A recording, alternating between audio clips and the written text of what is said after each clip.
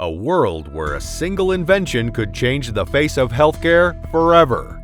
A world where a tiny device could provide fast, accurate, and painless blood tests with just a few drops of blood. Sounds too good to be true? In 2003, Steve Jobs revolutionized the music industry with the launch of the iPod. In 2007, the iPhone changed the way we communicate forever. And in 2014, Elizabeth Holmes promised to change the world with her startup, which quickly became the talk of Silicon Valley. She was born into a family of achievers. Her father, Christian Holmes, was a high-ranking executive at Enron, and her mother, Noelle Ann Doust, worked as a congressional committee staffer. According to her, she started her first tech company in high school, selling computer programming software to universities in China. She also displayed an aptitude for Mandarin and even attended Stanford University's summer program for the language. It was in 2001 at Stanford where Elizabeth truly began to pursue her entrepreneurial dreams. She studied chemical engineering, but quickly realized that her true passion was for business.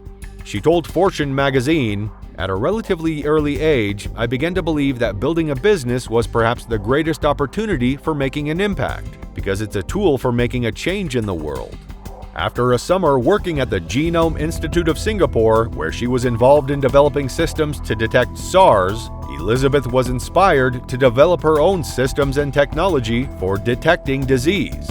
She applied for her first patent and in 2003 dropped out of Stanford the following semester to found Theranos. Holmes's vision for Theranos was born out of a very personal experience. As someone who had a lifelong fear of needles and hated having her blood drawn, she was determined to develop a solution that would make the process less invasive and more efficient. She wanted to create a method of comprehensive testing from just a few drops of blood, as opposed to the standard practice of using several vials. It was a bold idea, and one that quickly captured the attention of those around her. One of the first people she pitched the idea to was her chemical engineering professor, Channing Robertson. He was blown away by her vision and drive, and he decided to join Theranos as a paid consultant, giving up his tenured position at Stanford to do so. She assembled a team of talented engineers and scientists, and they worked tirelessly to develop the technology that would make Theranos a reality. She was an admirer of Apple founder Steve Jobs, and deliberately copied his style, frequently dressing in a black turtleneck sweater as Jobs did. Holmes was romantically involved with technology entrepreneur Ramesh Sunny Balwani, a Pakistani-born Hindu who immigrated to India and then the US. She met him in 2002 during a trip to Beijing as part of Stanford University's Mandarin program. Holmes was 18 at the time and had just graduated from high school. Although Balwani did not officially join Theranos until 2009, when he was given the title of Chief Operating Officer, he was advising Holmes behind the scenes from the company's inception. Holmes and Balwani jointly ran the company with a corporate culture of secrecy and fear, according to employees. Over the next few years, Theranos operated in stealth mode, staying under the radar until September 2013. When the company announced a partnership with Walgreens to launch in-store blood sample collection centers. Holmes quickly became a media darling, with Fortune, Forbes, and T, the New York Times style magazine, all featuring her on their covers in 2014. Forbes even named her the world's youngest self-made female billionaire and ranked her 110 on the Forbes 400. By the end of 2014, Theranos was valued at a staggering $9 billion and had raised over $400 million in venture capital. After reaching such a peak of success, her downfall followed. As it turns out, the blood tests that Theranos was peddling were nothing but smoke and mirrors. The device which she claimed could find any disease with just a drop of blood in a mere 6 hours was all lies.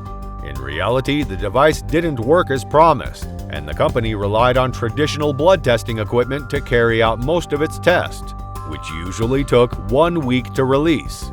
Due to the enormous growth of Theranos, no one would question its workings. However, in 2015, journalist John Carreyrou received an anonymous call about this scam.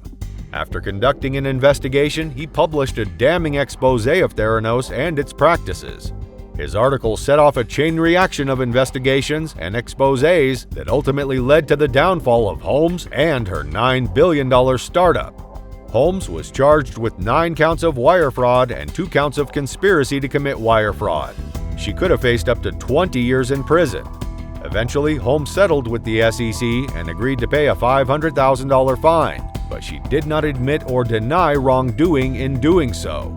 She was also barred from serving as a director or officer of a public company for 10 years. It was a stunning reversal of fortune for a woman who had once been hailed as a visionary genius. Now her company was in ruins and her reputation was in tatters. Despite the scandal, interest in Holmes' story has remained high. A movie adaptation of her life was out called Bad Blood, with Adam McKay set to direct and Jennifer Lawrence set to star.